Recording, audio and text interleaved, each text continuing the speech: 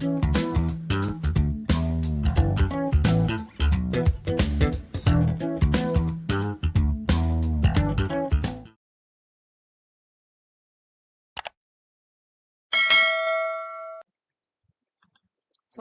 warahmatullahi wabarakatuh. Bertemu lagi di pembelajaran pengantar akuntansi 1.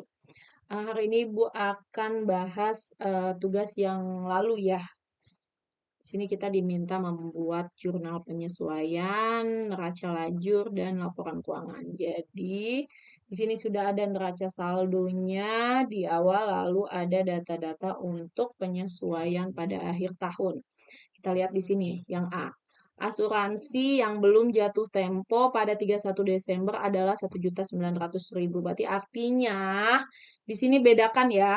Ketika dia bilang asuransi yang sudah jatuh tempo, berarti artinya yang sudah terpakai gitu ya. Maksudnya sudah habis masanya. Jadi asuransi yang sudah habis masanya sehingga ini yang kita anggap menjadi beban ya. Jadi beban asuransi karena telah jatuh tempo. Nah, kalau di sini dia bilangnya asuransi yang belum jatuh temponya yang 1.900.000.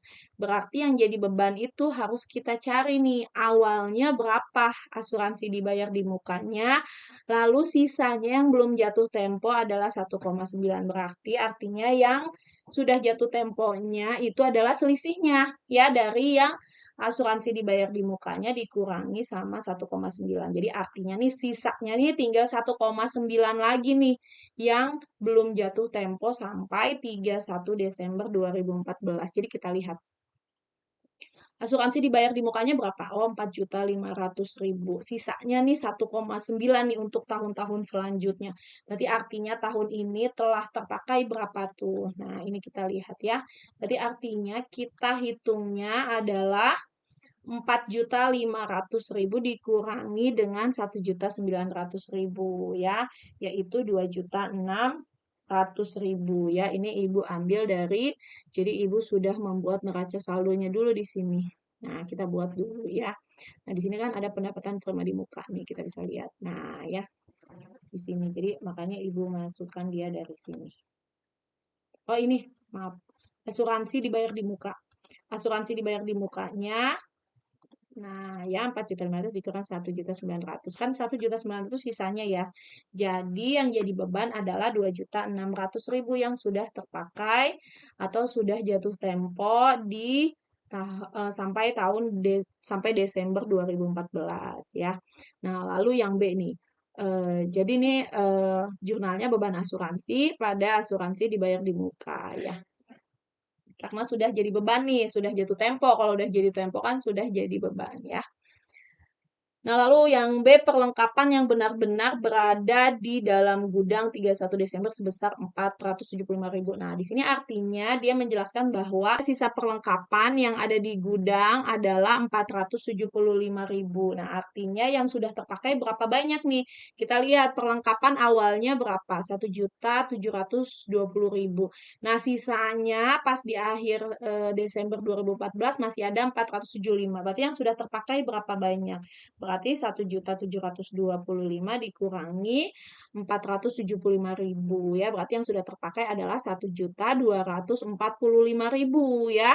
Itu yang sudah terpakai. Karena sudah terpakai sehingga jadi kita akui sebagai beban ya. Maka dicatat beban perlengkapan di debit bertambah dan perlengkapannya berkurang nih. Udah nggak 1.720 tapi tinggal 475 ya. Jadi dicatat di sini beban perlengkapan pada perlengkapan senilai 1.245.000. Ini dalam ribuan ya.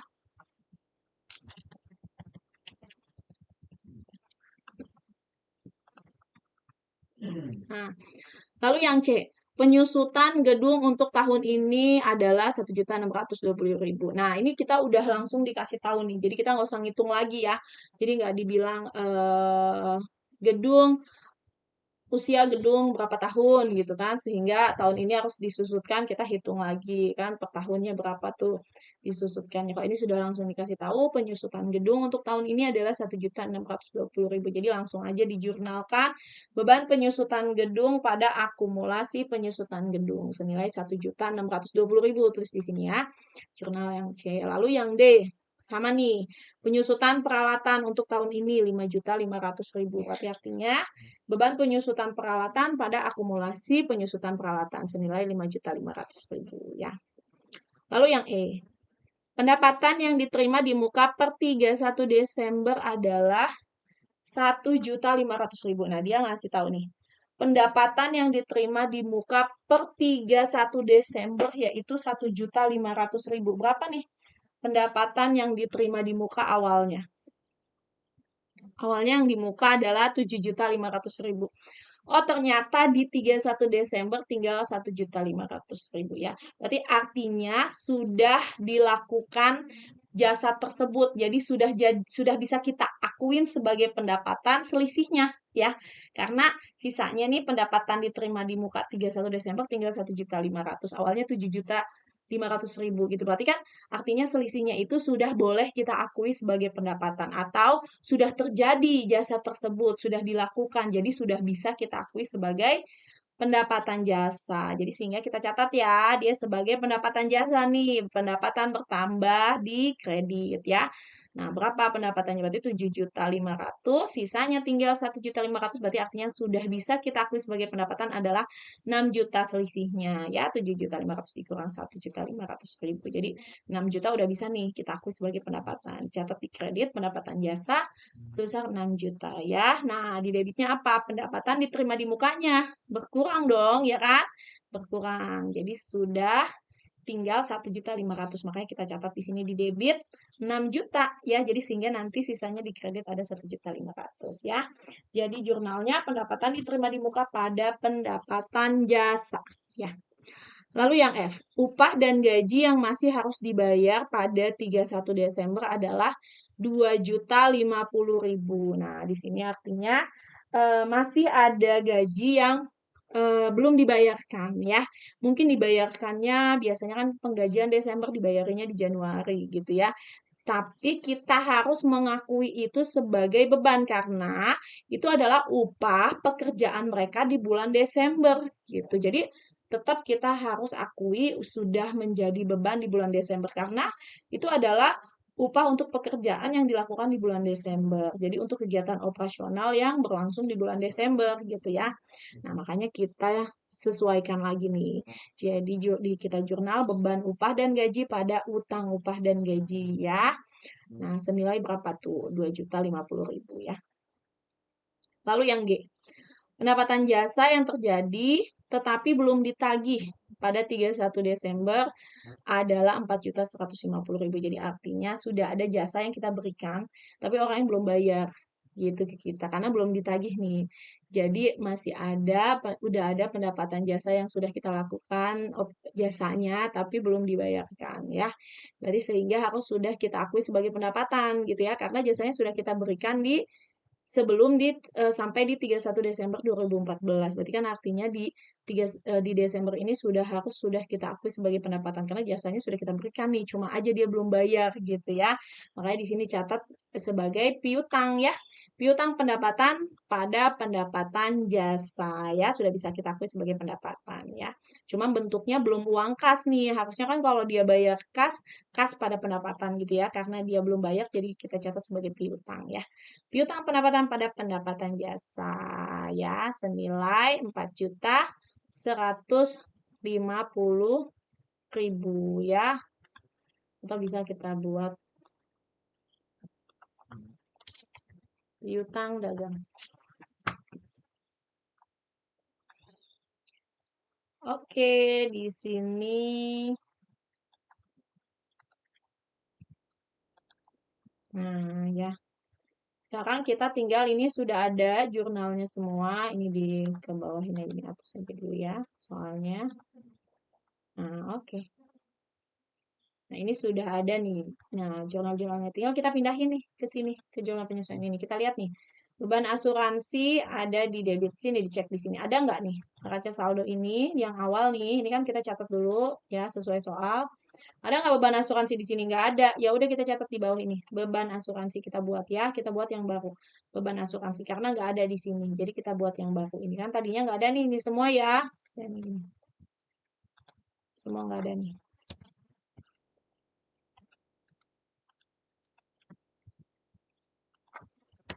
Nah, ini semua nggak ada ya. Nah, ini karena di sini nggak ada beban asuransi, kita buat yang baru. Nah, gini ya. Di mana tuh posisinya? Oh, ada di debit. Simpen nih angkanya. Nah, gitu ya. Nah, lalu asuransi dibayar di muka ada nggak di sini? Oh, ada nih. Nih, asuransi dibayar di muka ada nih. Masukin nih di jurnal penyesuaian. Di mana posisi asuransi dibayar muka? Lihat ini, di kredit ya. Catatnya berarti di kredit. Oke. Nah, seperti itu ya. Lalu jurnal yang kedua nih, penyesuaian yang kedua. Beban perlengkapan. Di sini ada nggak beban perlengkapan? Oh, nggak ada. Oke, kita buat baru. Apa nominalnya? Ini ya. Nah, lalu perlengkapan nih. Ada nggak di sini? Oh, ada nih perlengkapan nih. Catat nih. Di mana itu posisinya? Oh, di kredit. Catat perlengkapan di kredit. Nah, masukin nominalnya ya. Lalu ini apa nih? Beban penyusutan gedung. Ada nggak di sini beban penyusutan gedung? Nggak ada ya. Lagi ya. Ini kita buat ya, beban penyusutan gedung. Nah, oke. Lalu akumulasi penyusutan gedung ada nggak? Oh, ada nih. Di mana nih posisinya? Di kredit. Simpan lagi di kredit. Jadi disesuaikan ya, kalau kredit, simpannya di kredit. Yang debit di debit. Nah, lalu beban penyusutan lagi nggak ada nih ya. Kita catat lagi di sini ya. Beban penyusutan peralatan. Nilainya berapa nih? Masukkan ya. Nah, oke. Lalu akumulasi ada di sini ya. Akumulasi penyusutan peralatan. Kita catat di sini. Nah, gitu ya. Lalu pendapatan diterima di muka ada di sini ya. Nih, pendapatan diterima di muka di debit nih. Nih, debit kita simpan sini. Debit ya. Lalu akumulasi, oh maaf ini. Lalu pendapatan jasa 6 juta. Ada pendapatan jasa. Oh, ada di sini nih. Pendapatan jasa posisinya di kredit. Tambah ya. Ini tadi salah Ibu ya pendapatannya. Pendapatan kemana angkanya? Beban upah dan gaji. Oh, ada di sini nih beban upah dan gaji. Jadi kita masukin sini debit ya. Di jurnal penyesuaian ya ini nih, jurnal penyesuaian ya. Upah dan gaji bebannya ini ya, di debit ya. Oke, lalu utang ada nggak nih utang upah dan gaji nggak ada ternyata. Kita catat di sini. Utang upah dan gaji. Oke. Di mana posisinya di kredit? Catat sini. Nah, jadi ya.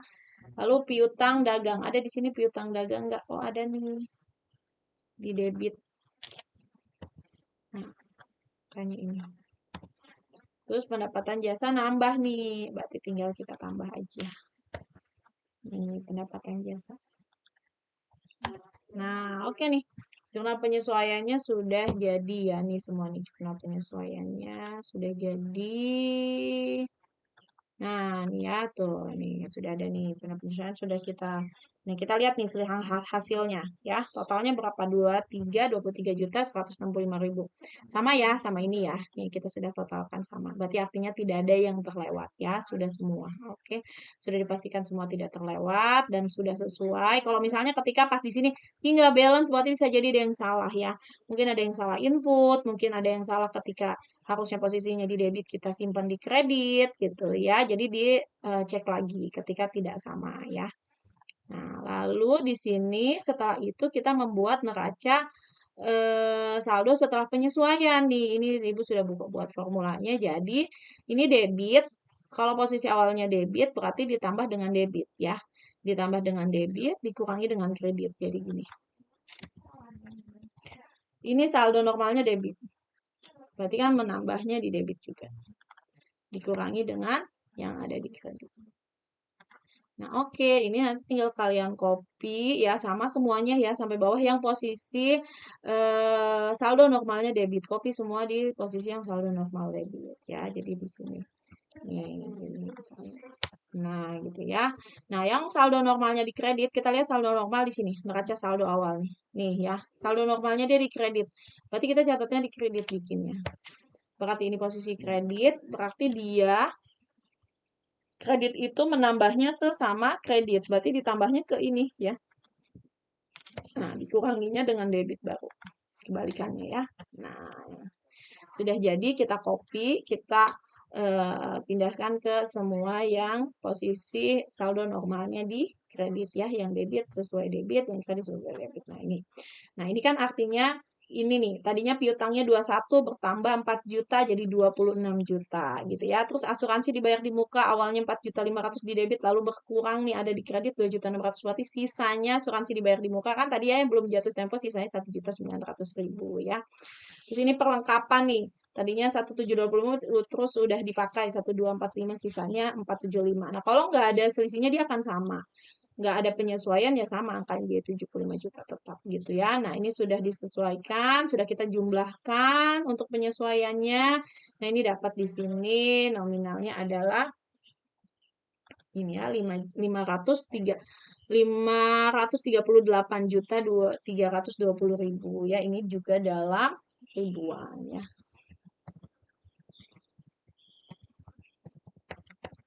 Oke. Nah, ya. Nah, sudah jadi neraca saldo setelah penyesuaian, lalu lanjut kita membuat di sini di neraca lajur ini laba ruginya. Nah, kita lihat laba rugi. Ingat laba rugi itu pendapatan dan beban. Jadi pindahin aja saldo yang dari sini. Nih ya, dari neraca setelah penyesuaian ya. Jadi jangan dari neraca saldo, neraca yang sudah disesuaikan. Kan ada penyesuaiannya, angkanya dari sini kita pindahkan ya. Laba rugi nih. Lihat nih pendapatan, pindahin nih. Jadi kita tinggal sama dengan angka ini nih pendapatan. Tuh saldonya yang ini ya. Nah, terus beban-beban nih jangan lupa nih semua beban-beban nih, beban semuanya. Jadi angka ini nih. Nah, gitu ya, semua beban. Lalu total mah jangan ya. Nah, lalu ini beban juga. Beban. Nih semua beban nih. Kalau utang enggak ya. Utang enggak. Semua yang ada di beban aja. Ya, yang ada di beban. Nah, oke. Lalu ini yang beban dan pendapatan sudah semua nih. Nah, ini kita bisa lihat. Bebannya berapa tuh total beban? Nih, total bebannya 187 juta. Nah, pendapatannya berapa tuh? Pendapatannya 2.228.550.000. Oh, lebih banyak pendapatan nih daripada beban. Berarti artinya dia laba ya. Artinya laba nih. Posisinya lebih banyak pendapatan dibandingkan bebannya. Berarti makanya laba. Nah, kalau posisinya ada di sini, nih angka ini berarti karena banyaknya beban dibandingkan pendapatan berarti rugi gitu ya. Jadi ini angka ini jadi gini. Jadi kita cari selisih yang paling kecilnya. Nominal paling kecil ada di debit atau ada di kredit. Nah, yang paling kecil ini kita selisihkan. Selisihnya berapa nih? Ini dikurang ini. Nah, ini jadi sehingga supaya nanti hasil akhirnya sama. 228. Nah, ini kita ketemu adalah labanya gitu ya. Labanya selisih ini dan ini. Nah, kalau misalnya ini lebih banyak, ini lebih sedikit, berarti kan ini dikurang ini. Ya, berarti posisinya ada di sini nih, di sebelah sini. Berarti artinya rugi ya. Berarti artinya rugi ya. Nah, seperti itu laba rugi sudah selesai. Lalu kita buat yang neraca. Nah, neraca ini semuanya selain pendapatan dan jasa. Pindahin ke neraca semuanya. Selain ini, yang tadi udah ada di laba rugi, pindahin semuanya ke sini. Nah, ini pindahin semua ya ke sini nominalnya. Pindahkan semua selain yang ada di laba rugi ya. Nih semuanya laba rugi nggak ada. Nah ini nih utang nih masih masuk sini. Nah ini semua. Nah nanti total ini di sini total pasifannya ya yang di debit nih pasifannya 350 juta yang di kredit atau oh maaf ini aktiva. Nah ini yang di pasifannya 309.770.000 ya. Nah ini sama nih kita kurangkan yang terbesar dikurangin yang kecil. Nah di sini ya. Nih, tuh ini dikurang ini. Berapa sisinya? Nah, ini akan sama nih angkanya nih. Ini sama ini akan sama angkanya. Sudah pasti akan sama. Kalau beda berarti ada yang salah kali, ada yang lupa mungkin, ada yang kelewat nggak dipindahin gitu ya. Atau ada yang double dipindahinnya. Misalnya ini udah di laba rugi kita simpan juga di neraca gitu ya. Jadi diteliti kembali. Jadi kemungkinan besarnya ada yang lupa nggak dipindahin saldonya atau ada yang ke double ya. Seperti itu. Nah, di sini 49,95, jadi ini ditambah ini hasilnya akan segini 350, jadi sama nih 350 350, jadi ini dapat dari yang besar dikurangin yang kecil ya. Nah laba deh, ketemu deh labanya ternyata 40.955.000 gitu ya. Sekarang kita buat ini laporan laba ruginya. Tinggal kita buat nih. Pendapatan jasanya berapa, ambil nih. Tinggal ngambil dari pendapatan jasa. Mana pendapatan jasa? Ini di sini. Ambil saldo paling akhir. Lihat di neraca. Lihat di laba rugi. Kita membuat laporan laba rugi. Nih pendapatan jasa. Sekian gitu ya. Jadi kita simpan di sini. Nah, lalu beban-beban. Masukin nih semua beban nih. Nih beban, beban, beban, beban gitu ya. Semuanya ya, simpan ya. Nah, gitu. Oke, ini. Kenapa ini? Oh, ya sebentar. Ini kita hapus.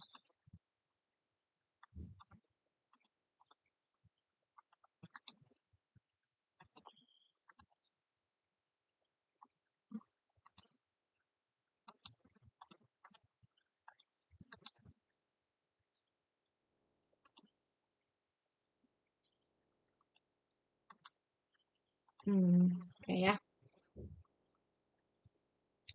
Ini ya. Jadi ini semua beban kita pindahin ke sini. Ini bisa kita langsung ambil aja nih semua beban tuh ya. Semua beban-beban pindahin ke sini angkanya juga. Nah, ini kita dapatkan beban adalah segini. Nah, sama ya labanya 40 ya. Kita lihat di sini sama 40. Mana nih? Nah, ya 49,55 ya. Lalu kita buat lagi nih laporan perubahan modal ya. Modal awalnya berapa nih? Modal awal, lihat modalnya. Oh, 134. Catat sini. 134 ya. Nih, 134. Oke. Oke ya, lalu ditambah dengan laba. Ditambah ya, kalau rugi berarti dikurangin. Ngurangin modal. Ini karena laba jadi nambahin modal ya. Ditambah dengan laba 40. Lalu dikurangi dengan prive. Ada pengambilan uang tunai nggak? Oh, ada nih prive-nya nih. 10 nih, 10.000 catat di sini ya. Jadi sehingga penambahan modalnya berapa nih? Ini 40 dikurangin 10 ya. Karena ngambil uang tunai kan ngurangin modal ya. Kalau laba nambahin modal ya. Jadi ini ditambah ini dikurang ini. Nah, total penambahan modalnya adalah 39,55. Sehingga modal Bapak Arif di akhir tahun 31 Desember adalah berubah nih. Tadinya 134 jadi 164,955 ya. Ada penambahan dari laba dan ada pengurangan dari pengambilan tunai ya, pengambilan tunai pribadi oleh Bapak Arif ya untuk keperluan pribadi ya. Private namanya, pengambilan tunai untuk keperluan pribadi gitu ya, bukan untuk operasional. Jadi sehingga mengurangi modal dia ya. Nah, lalu kita buat neracanya. Nah, neraca pindahin aja nih di sini gitu ya. Sebentar ini.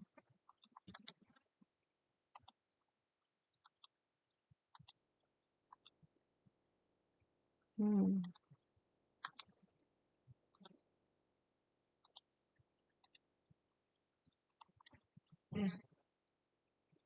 Nah, oke.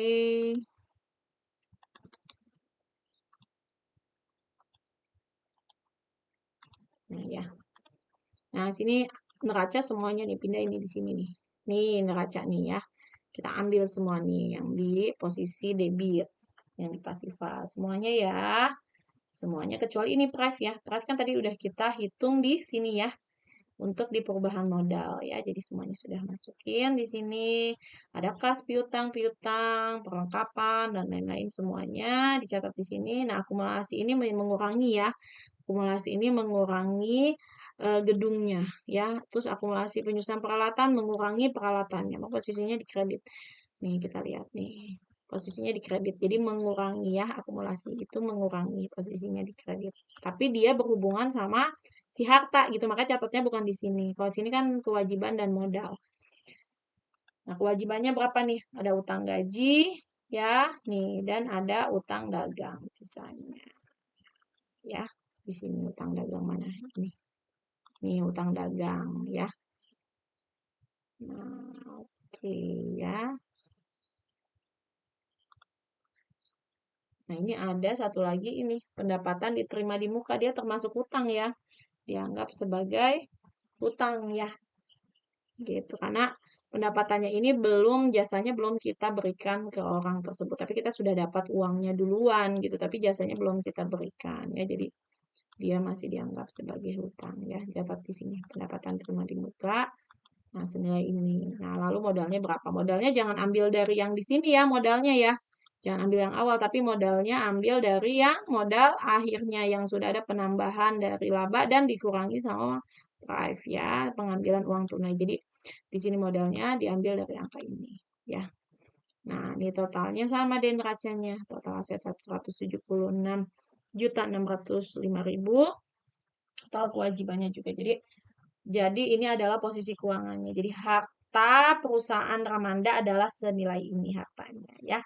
Harta kekayaannya dia adalah senilai 176.605.000 yang terdiri dari mana aja nih hartanya? Oh, hartanya terdiri dari hutang ya. Ada utang dan ada dari modal dia sendiri ya. Seperti itu. Oke, sampai di sini pembahasan tugas untuk membuat laporan keuangan perusahaan jasa. Ya, terima kasih. Wassalamualaikum warahmatullahi wabarakatuh.